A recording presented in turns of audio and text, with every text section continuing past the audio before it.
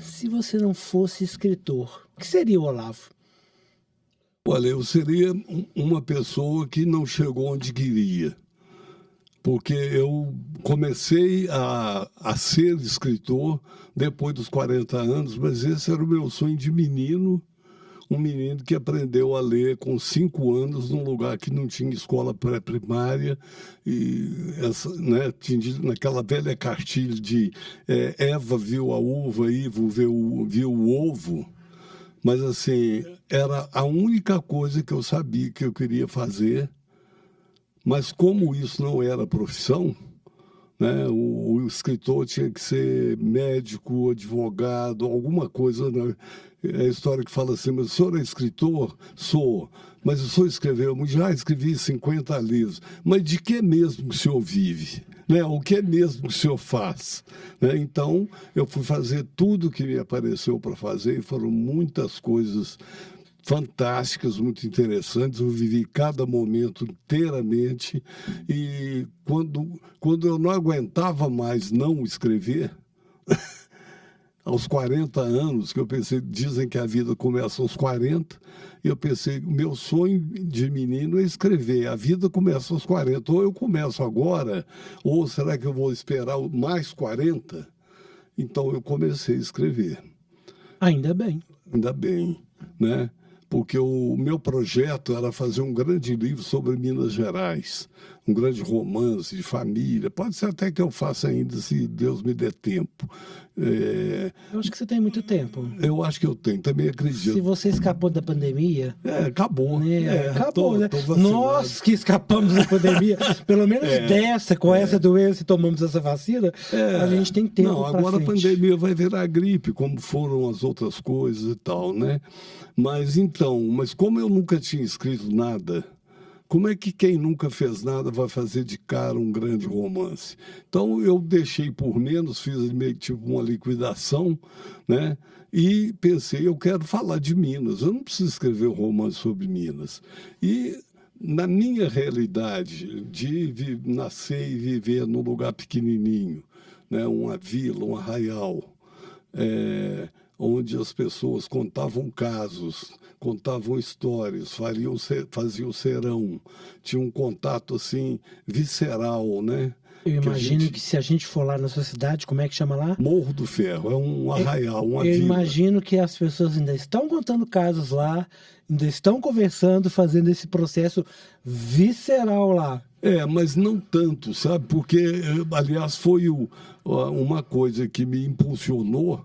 Foi um dia que eu fui lá e disseram assim, eu te vi na televisão, quando eu chamei o pessoal para te ver, você já tinha ido embora, né?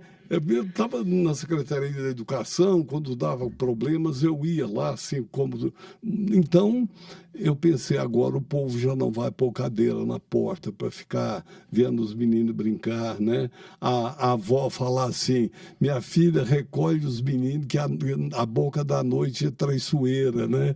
A boca da noite é incrível. Então eu fui para lá, foi uma coisa linda, sabe? Porque eu pensei assim, eu tenho que salvar esse patrimônio. Uma coisa assim, presunçosíssima, mas eu estava querendo um motivo para fazer aquilo que eu vinha adiando há 40 anos. Aí eu fui para a casa do seu Geraldo Magela e da dona Geralda, e tinha biscoito, pão de queijo, um café gostoso e muita amizade. E a gente repassou com a Darcy, que era minha colega de grupo, as principais histórias do lugar, as histórias de domínio público, né? Eu me lembro que eu levei um caderno grande e eu preenchi uma página só, porque em cada linha eu punha o final de um caso. E aí comecei a escrever. Eu vou contar isso porque o começo é que é difícil, né? Do zero para qualquer coisa. Sim. Então, estava tudo pronto. Eu comprei uma maquininha Olivetti. As verdinhas? A verdinha, aquela portátil, Sim. que você tinha que datilografar com uma mão, segurar com a outra, porque ela andava, né? E ficar rodando o negócio. Ficar rodando ali. Aí eu fiz a minha lista e peguei, assim, da minha lista, o melhor caso, o caso mais pronto que eu tive, assim, aqui vamos começar hoje. Todo dia, meia hora. Toda noite, meia hora. Eu sentei, finalmente começamos. Escrevi o melhor caso que eu tinha. Tirei o papel, que era um rolo, você tirava, você sabe disso, tirava um papel, tirava. Sabe quantas páginas você acha que tinha esse primeiro grande caso, mais pronto e melhor? Uns 10? 10 o quê? Páginas? 10 páginas. Tinha 8 linhas. 8 linhas, o caso? O melhor caso acabou na 8ª linha. Você imagina, um sonho de 40 anos e começa assim. Mas eu falei, não, amanhã eu volto. E voltei, escrevi 12 linhas e disse para mim 50% de acréscimo. E fui toda noite, fim de semana, meia hora era pouco, eu ficava 1 hora, 2 horas. No fim de um ano, eu tinha uma pasta com uma média de 30 linhas, que o Geraldo Magalhães, que era o redator-chefe do caderno, chamava Caderno de Cultura do Estado de Minas, me convidou e eu comecei a publicar semanalmente. Publiquei durante 8 anos. E aí abriu uma porta, porque eu sempre falava, meu pai lá de Ponte Nova, vai lá, ele tem uma oficina mecânica, ele tem cada casa, você não imagina, eu fui para Ponte Nova.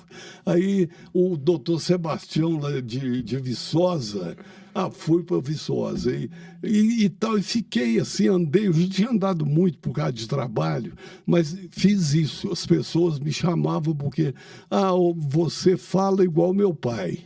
Depois de dizer, você fala igual meu avô. Agora que eu sou bisavô, estou esperando alguém falar que você escreve igual o bisavô. Ainda não chegou, né?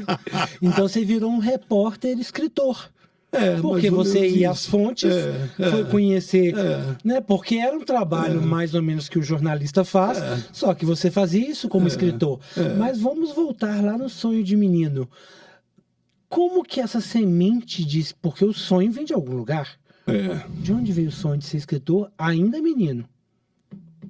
Olha, tinha um mantra na família, e o mantra é cheio de mistério, né? Você recita o mantra com muita fé, com muita força, e acredita nele, mas nem sempre você sabe o que Mas quer qual era dizer. o mantra? O mantra era, nós somos uma família nova. Nós temos que dar exemplo. Nós éramos a única família nova do lugar. Falei, que negócio é esse, né? Então tem que dar exemplo, isso, tal. E, na verdade, era assim, uma história do meu avô. Meu avô era um padre italiano. Meu avô era um padre? Meu avô paterno. A minha avó paterna era uma menina, na época, uma menina de... no máximo 14 anos, os autores divergem se 12 ou 14, mas afinal ela foi obrigada pelo pai, para cumprir um compromisso do pai, a se casar com um tio, um irmão da mãe dela, 40 anos mais velho. As 3 irmãs mais velhas refugaram, sobrou para ela. Isso é uma história impressionante que, né? E alguns anos depois, ela foi ao batizar de uma sobrinha e viu o padre italiano de 29, 28 anos. E é uma coisa incrível que ela era semi-analfabeta, embora se comunicasse, receitasse chá e coisas assim para o povo lá. O padre não falava português direito, de algum modo eles combinaram. E, altas horas de uma certa noite, apareceu o Caseca Vieira, montado num cavalo, trazendo um cavalo arriado para levar a moça, mulher do velho, para o padre. Ela já era casada com o tio lá. Com o tio lá. E foi recebida. Fugiu e ficou morando com o padre, teve 4 filhos com ele, um dos quais era o meu pai. Agora, isso era uma coisa que tinha... Isso ninguém sabia. Todo mundo sabia, menos nós, né? Isso em Morro dos Ferros? Em Morro do Ferro. E meu pai era uma pessoa, assim... Lá em casa tinha um livro que era assim, meu pai se dizia ateu porque era filho de padre e tinha uma briga com a igreja. Mas ele conhecia a Bíblia e discutia com os católicos sobre fazer imagem sobre tudo que está, né? Idolatria. E discutia por que a igreja era tão ostentava tanto se Jesus era pobre. Quando foi no Concílio Vaticano, ele ficou feliz. Finalmente vão dar as joias, o tesouro do Vaticano e não sei o quê. Mas ele tinha, então, ele conhecia muita coisa de espiritualidade, era contra a religião institucional, e havia um livro lá em casa que era Os Santos que Abalaram o Mundo. O outro era Lenine e Gandhi.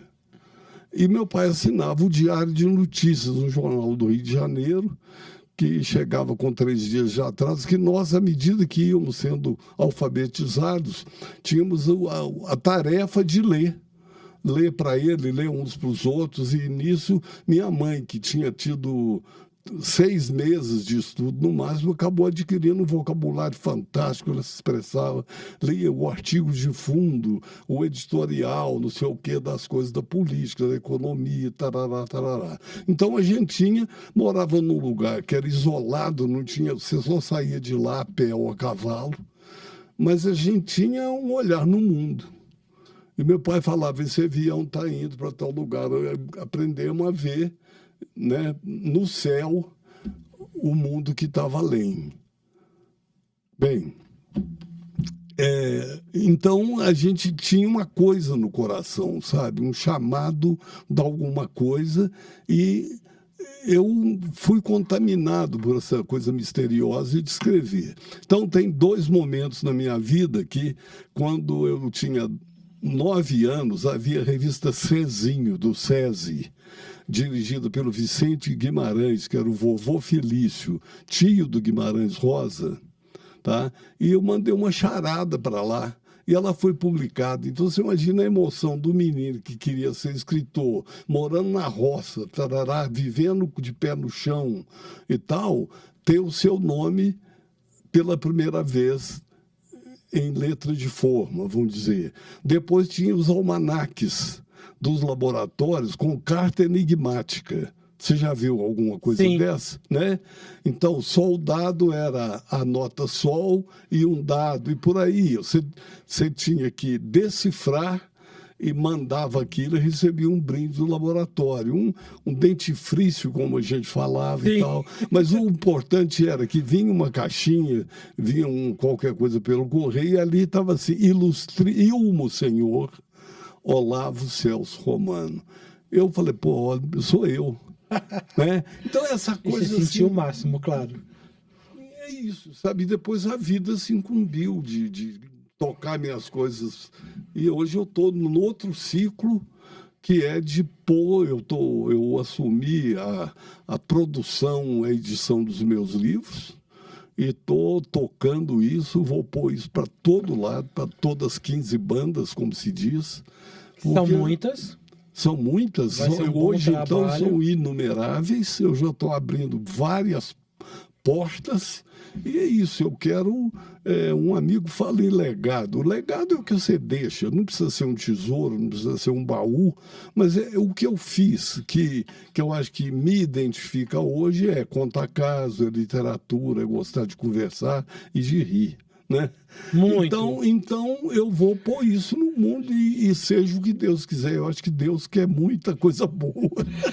O que mudou, então, do Ilmo, do ilustríssimo menino Olavinho, quando o Olavo começou a escrever aos 40, e a vida para ele, entre aspas, né, começou, o que mudou do menino para esse Olavo, né, que, claro, já estava com a família mais criada, com a vida mais encaminhada, até financeiramente, ou seja, escrever não era um projeto financeiro, né? Era um projeto pessoal, né? De prazer pessoal, de sonho, enfim. Que nós vamos chegar depois nesse Olavo, avô ou bisavô, como disse você há pouco, né? Sim. Mas então, o que mudou, né, do fato do sonho para a concretização com a primeira obra? Olha, o que mudou é que esse Olavo, bisavô, que tem a alegria de ter chegado até agora aos 84 anos, com saúde, com alegria, com esperança, cuida da criança que foi a guardiã dos seus sonhos. É isso que eu faço hoje. Esse menino está aí ainda. Esse menino está aqui. Esse ilustríssimo menino está aí ainda. Estou aprendendo com ele todo dia. Todo dia eu aprendo. Eu me arrepio falar isso, sabe? Mas é verdade. Esse menino que me mantém vivo, que me mantém sonhando, né? Agora, na prática, o que eu pretendo fazer é assim, eu estou armando uma engrenagem muito bonita, tá? De todos os meus livros rodando, girando por todos os canais possíveis. Isso está começando, por exemplo, eu estou assinando um contrato com a Catavento, que é uma distribuidora muito conceituada no Brasil, recomendada, tá, pelas grandes editoras e livrarias. Então, bota o menino para andar no mundo. Porque 20 livros são 20 filhos. Cada um tem uma história, cada um tem um caminho. Eu quero, assim, abrir o caminho para todos eles. E, de todos os modos, ver se eles chegam onde puderem chegar. Por quê? Porque eu falo de uma Minas profunda, de um Brasil antigo, de um Brasil rural. Eu nasci em 1938, tá? Logo depois veio a Segunda Grande Guerra, e é um tempo, assim, muito marcante, mas um tempo em que as pessoas viviam um mundo muito antigo. O orgulho dos fazendeiros, nós éramos 80% rurais. Foi nesse mundo que eu nasci. Tá? O orgulho era dizer, aqui a gente só compra sal e querosene. Porque o resto que você não produzia, o que você não produzia, vocês permutavam. Né? Ou os grandes fazendeiros produziam tudo. Por exemplo, essa coisa de desperdício, uma enxada que servia, uma enxada de 3 libras, né, para capinar forte, por um braço forte, ela ia desgastando e encolhendo, virava um cacumbu, que era assim para arrancar minhoca, para qualquer coisa assim. Depois, ia diminuir um pouco mais, ela ia para a horta de couve, que a dona da casa, a avó, que fazia, mexia no jardim. Depois que acabava, ela podia virar o martelo. Então, tudo era aproveitado assim à exaustão. Sim. Né? Já era um exemplo de sustentabilidade incrível. Exatamente. Então, eu falo de um Brasil antigo, de um jeito antigo de falar, de viver, de pensar, etc, etc. Eu estou trazendo meus livros para um mundo 20% urbano. Então, tomba um giro imenso. Mas eu estou propondo construir uma mediação de leitura. O que é isso? Para eu chegar aos 84 com essas histórias antigas para a garotada de hoje, que está no mundo que eu não preciso falar, né? Está de olho nas telinhas, não tem, digamos assim, a permanência da atenção é muito curta, né? Mas eu vou fazer o seguinte, estou propondo fazer o seguinte, ir para os colégios, contar história, levar um pessoal que cante, chamar professores, pais e alunos e conversar sobre esse tempo, sobre essas coisas. Mas esse é um projeto incrível, que a história viva vai estar dentro de sala de aula, porque por mais que para os alunos seja talvez uma realidade diferente, mas para você, pai, às vezes você, avô que está aí do lado, vai lembrar muito dos causos, até que dos causos que muitos pais ainda contam, porque tem muita gente também no interior. Muita gente que tem, né? Você disse os 20%, mas tem muita gente que tem tio. Todo mundo tem a raiz. Muita gente ainda tem um parente no interior que ele já visitou. E eu queria aproveitar isso para te perguntar o seguinte, que a gente vai falar um pouquinho mais desse projeto, mas como que o Olavo, menino que está aí, né? Você falou que você é bisavô, né? Convive, né? Como você convive com ele aí, e como é que é hoje o Olavo, avô, bisavô? Você lida com seus netos e com seus bisnetos diante desse mundo tão tecnológico, Desse mundo que, assim, não é tão distante de ter um pé no chão, de correr no meio das pedras, de subir num pé de goiaba, num pé de manga, né? Brincar de disputar quem sobe primeiro e por aí vai, né? Pegar uma fruta, transformar uma árvore em alguma coisa que você possa brincar com ela, não é isso? Quer dizer, como é que é essa transição, Olavo? Como conviver com isso hoje, né? Você é um escritor, como é que você consegue fazer isso? Bom, eu não faço tanta coisa, eu faço até onde eu dou conta, em seguida eu peço ajuda, nem sempre as pessoas de quem eu espero ajuda me ajudam, porque eu tenho um neto meu, o Daniel, que é uma criatura encantadora, era o meu mestre para essa tecnologia. O Daniel está com quantos anos? Hoje ele está com 18. E seu neto mais novo tem quantos anos? Meu neto mais novo tem pouco menos do que isso.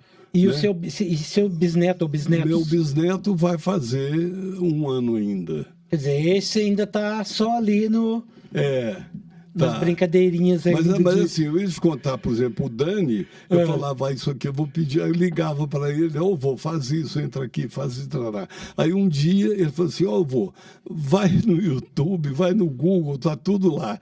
Né? Pergunta.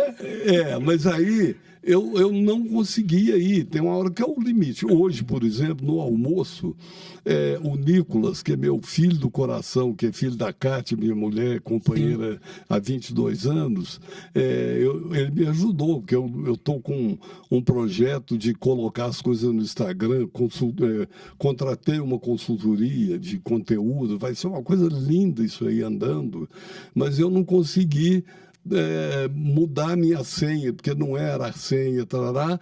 O Nicolas me ajudou na hora do almoço, eu fiquei numa gratidão enorme, porque aí uma pessoa aqui, outra ali, as coisas andam, eu não tenho que me preocupar mais. Então, só para fechar, o meu projeto é assim, eu quero continuar escrevendo, assim, histórias da natureza, digamos assim, coisas alegóricas. No papel ou no computador? Sempre no computador. Você já está escrevendo no computador? Há muitos anos. E eu imagino que mais do que 8 linhas agora. Agora meia hora por dia? Como é que funciona isso? Como é que é isso?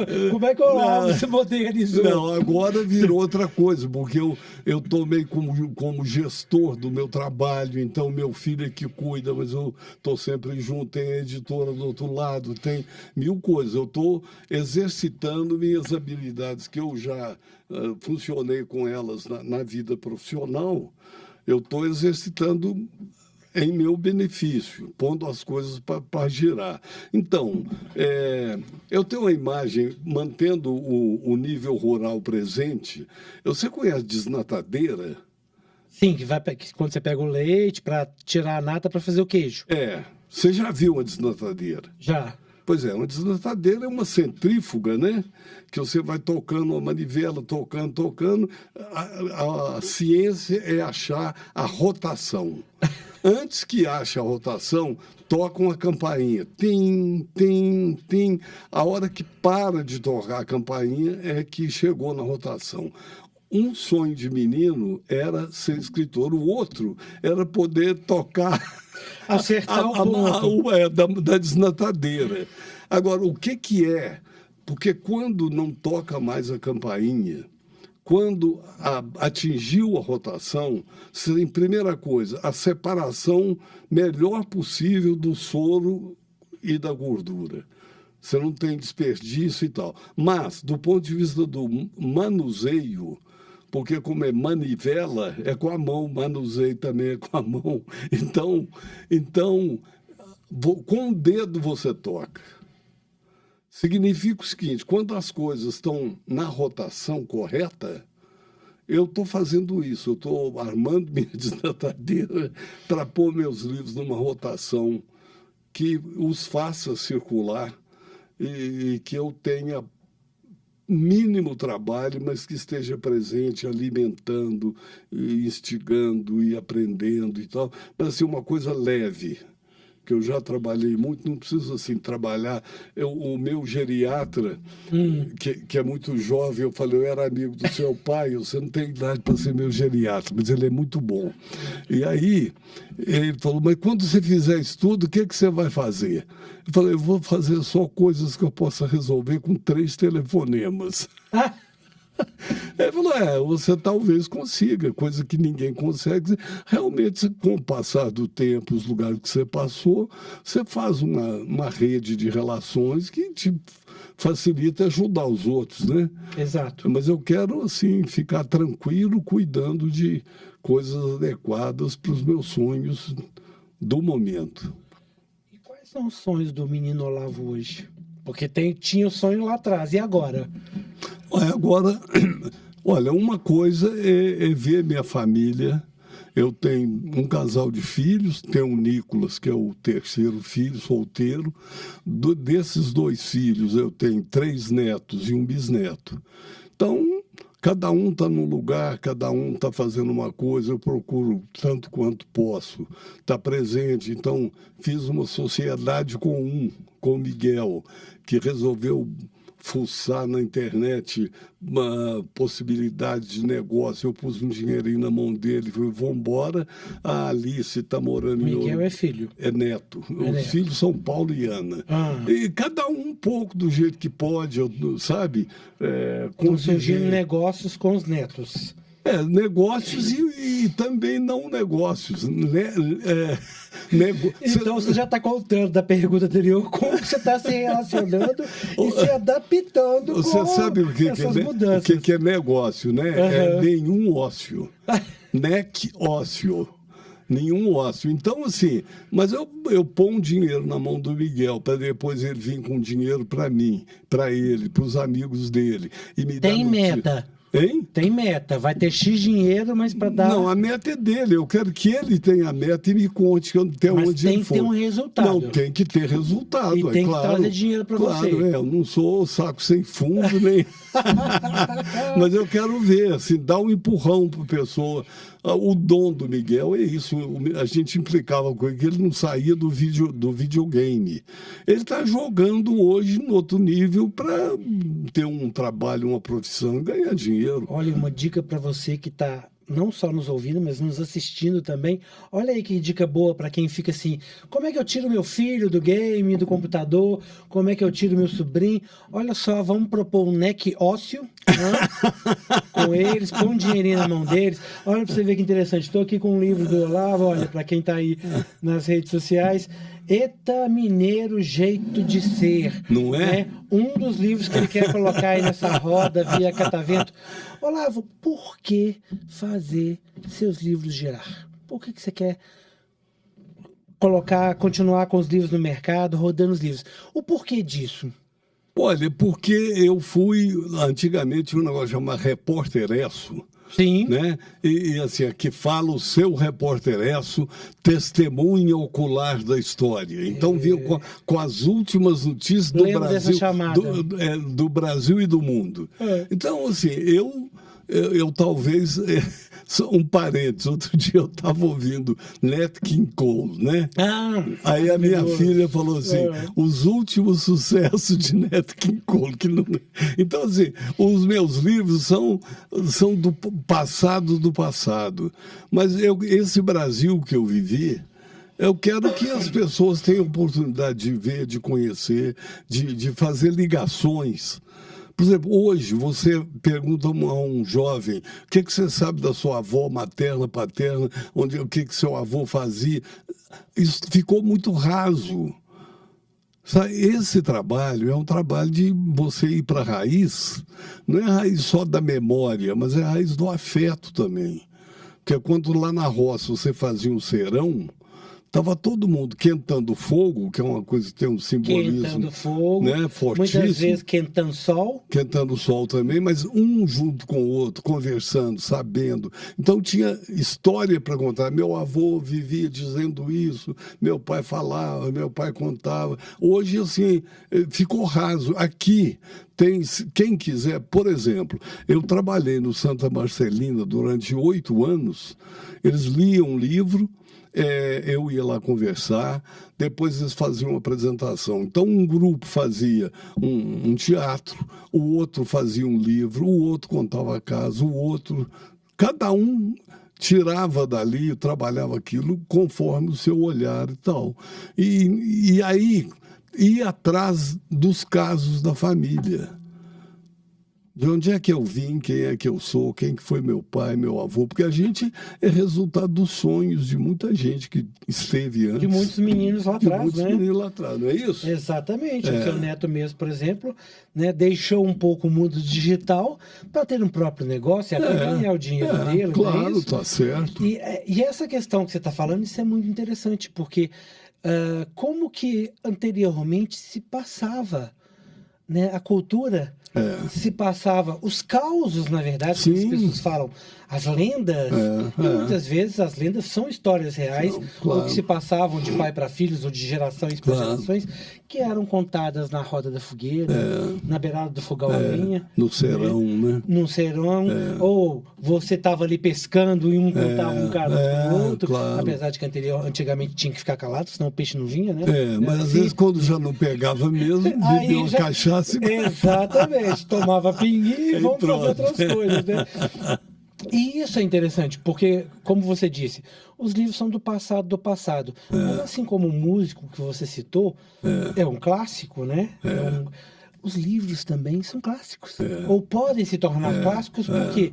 Porque traz a nossa história. E a história não está só nos livros que são estudados em sala de aula como história. Né? Mas também pelas histórias que vêm, pelos causos que vêm. Porque eu imagino que a sua plateia, o seu público que fica te ouvindo nos seus vários espetáculos, né, devem conversar com você depois e falar assim, nossa, eu lembrei do fulano.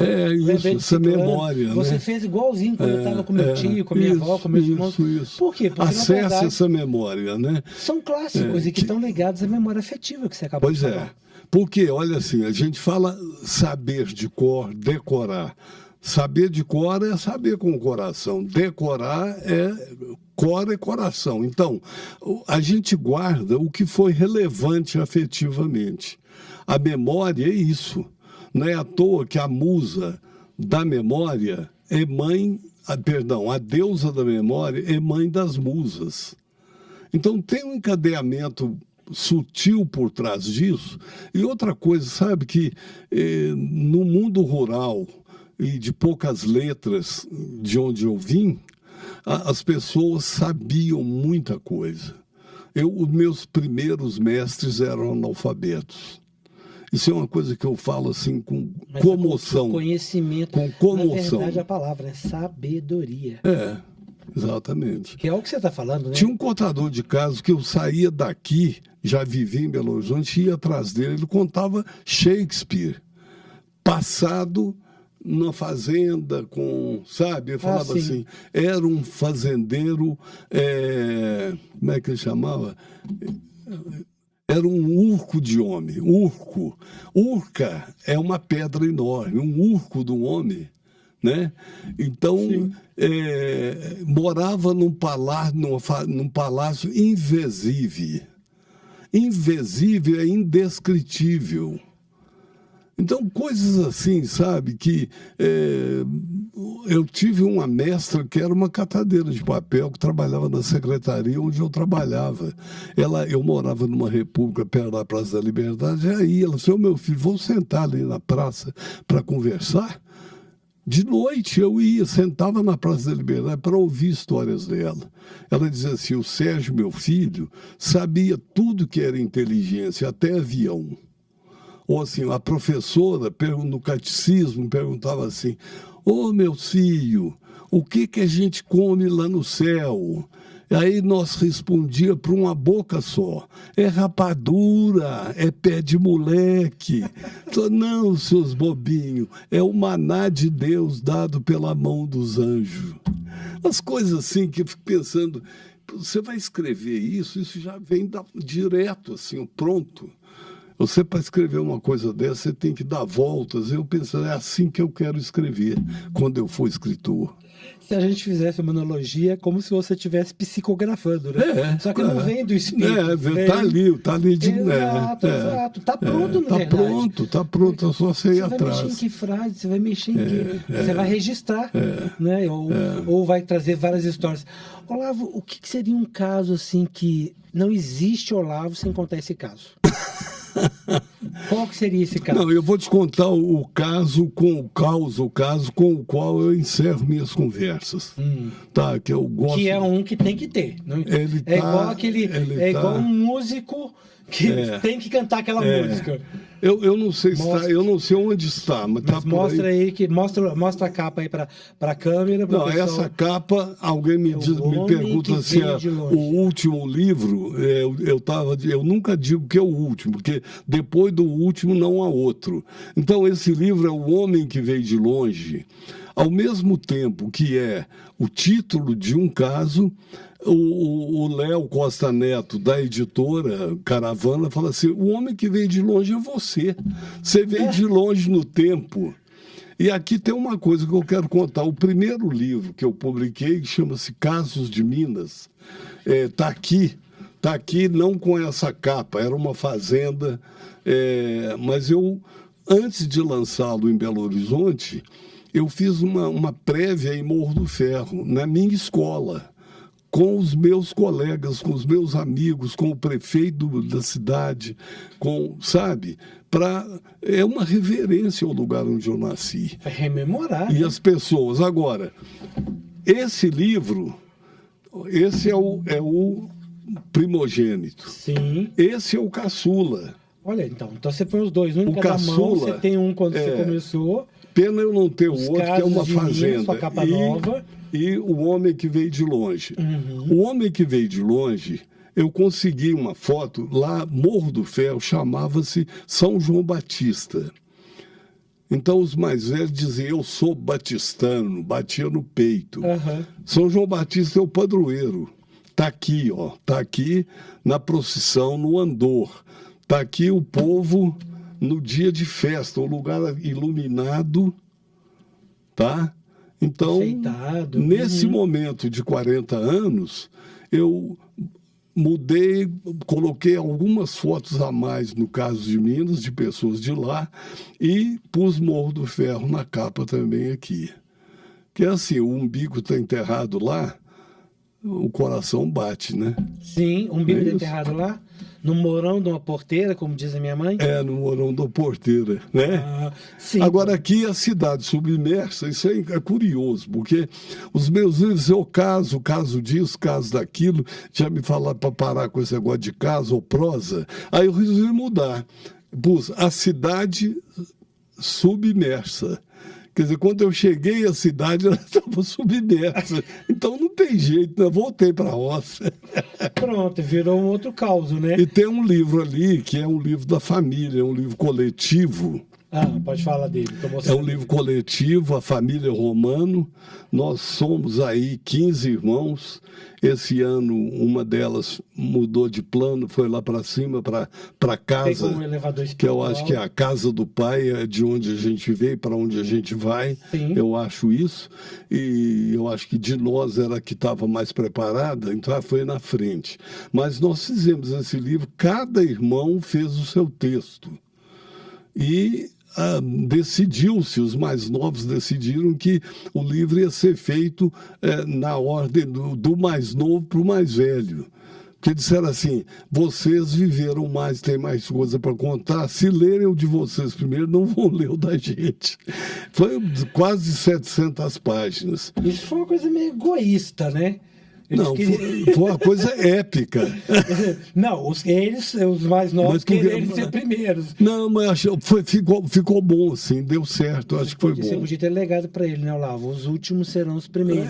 Pois é, mas os primeiros serão os últimos, e daí? Daí incrível, ó, família Romano, histórias incríveis, não só da família, mas toda a história que perpassou por aí, tudo dentro de Minas. Todo mundo entra em Oliveira, depois cada um foi andando. Isso é como se fosse uma escada com 15 degraus, Sim. Cada um com um olhar. né? Entendi. Quem é o irmão mais velho ou a irmã mais É velha? o Cláudio. O Cláudio. Que é o- Ele é o último. Ele é o último aí. E você nessa escala? Eu sou o segundo, Então sou o você é o penúltimo, penúltimo. sou o penúltimo. Aliás, tem uma coisa na família que os 3 primeiros éramos OCR. Olímpio Cláudio, Olavo Celso, Ofélia Carmen. A Ofélia morreu pequenininha, desistiram. Ainda bem, senão ia sair nome escabroso, né? Até achar Você já nome... conhece essa história, né? De nomes que vence as iniciais, ou então nomes que terminam com Ei, Mar, né? Ou tudo começa com a primeira letra. São 15 irmãos contando pequenas histórias, né? Pequenas histórias que deram mais de quase 700 páginas. É. Olha aqui, que interessante isso aqui. Não sei se vai dar para ver. Eu vou mostrar para vocês aqui na câmera. Família Romano, a maior soma de idade entre irmãos. 1035 anos. Ganhamos um troféu no Brasil. Olha só. É um ranking.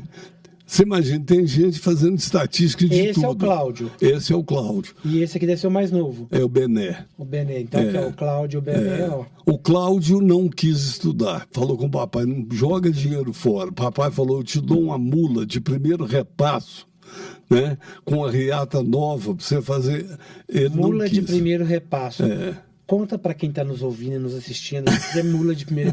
Eu sei, mas eu acho que a gente vai ter que explicar isso, porque é uma expressão bem de causa. Né? Mula de primeiro repasso. A mula, todo animal é chucro, é bravo, então alguém tem que ir lá, um amansador de burro, né, para domá-la.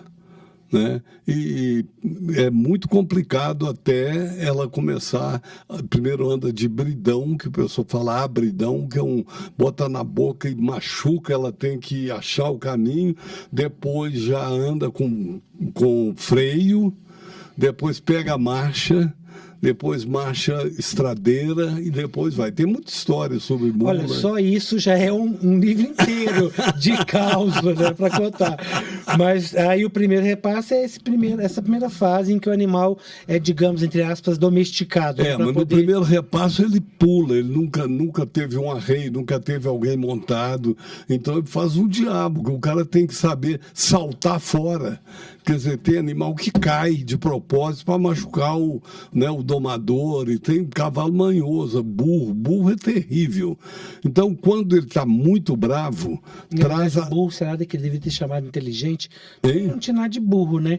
Não, ele é muito inteligente. Esse negócio inteligente. Foi nome dado por cavalo, por inveja. Gostei dessa. Mas tem uma coisa, sabe, importante, quando o burro não quer ceder, já pegou, já pôs o cabresto, já pôs o freio, já pôs o arreio, até não pôs o arreio, mas ele está rebelde, traz ele na chincha. Na chincha é o seguinte, amarra rente ao moirão, um moirão forte, porque se for fraco já houve caso de arrancar o moirão e de sair com o moirão, né? Então, primeiro, é muito difícil o burro deixar o domador em cima, depois é um jogo, assim, uma ciência. Né? E uma paciência também. Então vamos voltar ao caso que você conta no final. O caso do final, eu gosto muito, é assim... Chiquinha e Mariquinha. Duas primas, eram vizinhas de fazenda. Numa certa altura, no lugar não tinha padre fixo. Então o padre ia celebrar a missa, falava, no próximo sábado eu vou estar na Capelinha, no outro sábado eu vou estar no Cruzeiro de Cima, no outro lugar eu vou estar na Cachoeira Grande, daqui um mês eu volto. Aí o povo fazia as contas, de hoje a 15 tem missa, de hoje a 8 tem missa, e próximo domingo tem missa, porque o domingo de missa, nesse lugar em que todo mundo morava na roça, era uma festa, né? Por si só. Exato. Né? Bom, eu não vou contar tudo, senão leva meia hora. Vou atalhar a conversa. Olha, tá vendo? Atalhar a conversa... Aliás, entre parênteses, enquanto eu atalho, eu encaixo um outro caso. Pode? Pode, vamos lá. Então, tinha o Chico Aureliano lá em Formiga. Ele era um cara, assim, de pouca paciência, né? E a Carola, a mulher dele, ela gostava de rodeios. Falava, vai aí até então, e tarará, tarará. Não é rodeios com as pessoas montando cavalos. Não. Ela gostava de enrolar. Enrolar a prosa. Sim, né? continua. E aí ele perdia a paciência e falava assim, ataia a Carola. Aí eu contei isso num lugar, rapaz, olha que coisa, num encontro de psicólogos, uma moça veio e falou, onde é que você tirou esse negócio? Falou, eu, Chico Aureliano e Dona Carola, uma amiga minha de Formiga, falou, é meu avô, por isso que eu nunca entendi por que na família todo mundo falava Ataia Carola. Ela foi aprender com você, né? Olha que coisa. Mas tipo, aí... O Ataia Carola é tipo Inês é morta. Não, é em curta conversa. Não, sim, mas eu falo, tipo, não o mesmo significado, mas são chavões da época, chavões, né? Igual alguém fala, Inês é morta. Pois é, mas aí tem outra história, sabe? A hora que eu não puder emendar a história, você pode falar. Pode falar, vamos lá. Nasceu uma criança, a mulher falou, ô Zé, tá na hora de registrar essa menina, Inês, é o nome da sua mãe. Vai no cartório agora, pega um papel e um lápis, escreve e põe no bolso, porque você é muito distraído, vai sair, vai beber, vai conversar. Não, pode deixar, imagina se eu vou esquecer uma coisa dessa. Então, o cara foi, bebeu, conversou, tarará, aí chegou no cartório, falou assim, nossa, eu preciso registrar uma menina, e minha mulher falou que era para eu anotar, eu não anotei. Que nome bom você acha que tem para pôr em menina? Falei, põe Maria, a mãe de Jesus, Nossa Senhora. Falei, mas Maria já tem demais. Mas põe uma coisa desse jeito aqui, está no Novo Testamento, fica bom, né? Protege a menina. Ele falou assim, então põe Marta. Né? Tem a história de Maria e Marta lá, uma trabalhava, a outra passava óleo nos pés de Jesus, né, e tal, no cabelo. Falou, Marta, tá bom, pode pôr Marta então. Aí o cara chegou em casa, a mulher, você já viu o que vai dar, né? Já? Não, pode falar. Eu tô gostando desse caso. Aí chegou em casa e falou, e aí, Zé, como é que foi? Registrou? Registrei. E aí, que nome que você pôs? Você anotou? Não anotei, não. Que nome que você pôs? Você lembrou que era Inês? Falou, meu Deus, agora Inês é Marta. Aí, vivendo e aprendendo. Tá vendo? Isso mas voltando a Chiquinho e Mariquinha. Mesmo. Hein? Isso é real? Eu não sei. Eu vendo pelo preço que eu comprei. Hein? Eu vou vender também. Inês é Marta, gostei. Mas aí, vamos voltar para Chiquinho. Chiquinho e Mariquinha. Tá. A gente já taiou. Você sabe que, contando o caso, eu perguntei onde é que a gente estava, você falou. Quando eu não peço a alguém, quando eu estou contando o caso, às vezes eu chego num lugar, eu desgueio para cá, para lá, e falo assim, onde é que a gente estava e ninguém sabe. Eu disse, porque os casos são tão interessantes, as pessoas estão tão concentradas. Mas aí eu aprendi uma coisa, falei assim, fulano, presta atenção, eu vou precisar de ajuda sua. Nossa, o cara está abrindo a porteira, tá? Nós vamos voltar aqui. Mas aí, num outro lugar que o cara estava abrindo a porteira, outro caso, onde é que a gente estava abrindo a porteira? Então tá. Então, Chiquinho e Mariquinha, era um domingo de missa, o arraialzinho cheio de gente, já de tarde, né? Depois do almoço de tarde, Chiquinha morava na cidade, Mariquinha continuou na roça. Aí, comendo lá um biscoito, isso aqui é receita da vovó, você lembra? Isso aqui a gente fazia na casa da tia fulano, aquela coisa toda, né? E aí falou assim, ô Mariquinha, quando é que vocês vão apanhar juízo e mudar para o comércio? Falei, minha filha, você conhece meu velho? Empirriado daquele jeito, só dia de São Nunca, de tarde. Né? Falei, mas por quê? Falei assim, não, ele de lá ele só sai morto, mas lá não tem nada para fazer. Falei, quando não tem nada para fazer, até parece que você não sabe. Aí, todo dia uma galinha choca, sai uma ninhada de pinto, de angola que choca no mato e vem tudo pintadinho entrando, de bezerro, de flor que nasce, de planta que dá fruta pela primeira vez. Todo dia tem novidade. Mas lá não tem diversão. Lá não pega televisão. Mas para que televisão? A pessoa precisa de televisão para viver? Falei, não, mas nem rádio. Falei, eu sei, mas nunca pegou, e daí? Falei, não, o que vocês fazem? De noite, como é que é de noite, o serão? Falei, o serão agora sou eu, mas meu velho, e aquela menina que mora com a gente, que zela da gente. Nesse tempo de frio, tem aquela pedra na cozinha, arruma uma lenha boa de folha miúda, de goiabeira, né? Faz um fogo bom ali, umas labaredas bonitas. Outro dia, essa semana mesmo, segunda-feira, nós estávamos lá quentando fogo. Menina, mas cada labareda, você precisa, que beleza, o negócio ficava assim, azul, verde, amarelo, vermelho, assim, aquela coisa mais maravilhosa. E aí, a sombra do meu velho está igual um peru, né, assim, barbela, cheio de barbela, mas a sombra dele balangava na parede, comadre, para lá, para cá, para lá, mas uma coisa tão bonita, parecia um cinema. Falou, comadre, eu sei como é que é isso, é bonito mesmo. Falei, olha, mas aí eu fiquei olhando para ele, dava sombra, clareava na cara dele, dava sombra, clareava. Eu olhei para ele, aquele peru velho, mas aí eu comecei a pensar nos passadios da gente, quantos sacos de sal a gente comeu junto. Comadre, você não há de acreditar. Você não vai rir de mim, não, mas me deu um calorzinho no peito, comadre. Eu falei, gente, esse velhinho ainda está bem bonitinho.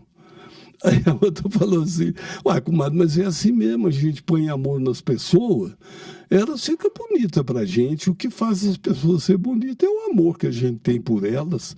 Nós mesmos não estamos aqui nesse bagaço e eles não estão tolerando a gente, a mesma coisa. Né? O risco que corre o pau, corre o machado.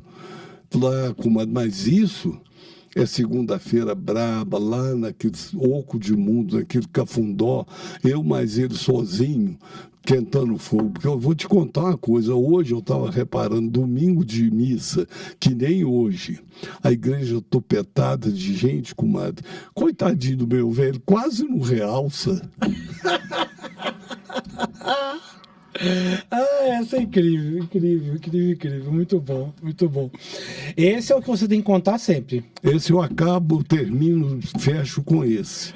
Olavo, eu imagino que você é igual aquele repentista, que alguém vira e fala, água benta. Aí a pessoa fala, cavalo, galinha. Aí você sai um caos da manga. Porque o cara pede pro repente ou pros rappers, né? Sai alguma coisa. Tem isso também, quando você costuma fazer isso? Não, tem gente que fala, tem gente que se admira da minha memória. Sabe o que eu falo? Não tá a memória, já está tudo no HD, tudo isso já está lá. O processo é qual é o que vai provocar a saída de um. Como é que você vai tirar um daquele bolo? Então, por exemplo, eu tive uma participação no Arrumação com o Saulo Laranjeira, sim, que aliás vai voltar, se Deus quiser, o ano que vem. Olha, que notícia boa, gente. Ó, Arrumação previsto aí para 2023. Se Deus quiser.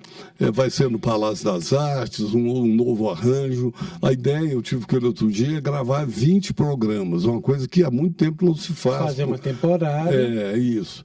Mas, onde é que eu estava? Você não estava contando causa nenhuma, que eu estou esperto com isso aqui, viu? O que eu te perguntei foi sobre a questão do repente, né? Você falou que já tinha o HD. Pois mas é isso mesmo. De repente eu lembrei. É o seguinte, No começo da Arrumação, no começo da minha participação na Arrumação, na prosa arrumada, são 15 minutos mais ou menos, tem um convidado, eu recebo contando um caso, o Paulo, a pessoa conta, aquela coisa, essa prosa assim, solta. Então, no começo, a gente tinha mais ou menos um script, um esquema. Falava, vamos chamar fulano, vamos falar sobre isso, você arruma um caso sobre isso, depois você fecha sobre aquilo. Eu já ia com aquilo preparado. Mas com o tempo eu fui vendo que aquilo é tão dinâmico que o caso que eu tinha arrumado já não valia mais, a conversa já tinha andado. Então eu aprendi uma coisa seguinte, assim, entrar na hora que eu tivesse que entrar com o que viesse, porque não dá para preparar. Agora, isso é uma coisa. A outra coisa é assim, muita gente fala assim, eu não entendo, você já contou esse caso tantas vezes, e você ri, de toda vez você ri. Eu falei, olha, primeiro, se eu não achasse graça, eu parava de contar. Segundo, que eu nunca conto um caso do mesmo jeito. Então, eu me divirto também com o que eu vou, que tempero eu vou pôr e tal, né? Então, é a alegria dessas coisas, é a alegria da vida que está por baixo disso, né? E isso que é aí que entra o seu talento, né? É Quais são os sonhos do Olavo que ainda nós temos aí para realizar? Olha, sonho material, eu fiz uma liquidação, porque eu acho que não precisa de nada material. Eu já tenho mais do que eu achei que eu precisava. E sou muito grato por isso. O meu sonho é botar a minha desnatadeira na rotação. Os livros, todos, circular. Esses e mais outros. Ok. Então, estou montando um esquema em vários lugares, vários canais. Daqui a pouco, esses livros vão estar no Brasil inteiro. Eu tenho uma articulação com a leitura para algum autor da caravana que quiser lançar, o cara lá do norte, de qualquer lugar, a leitura trabalha com a gente, é uma coisa maravilhosa. Então, ver essa coisa andar. Eventualmente eu vou em algum lugar, vou contar casos, vou continuar, que isso é muito divertido.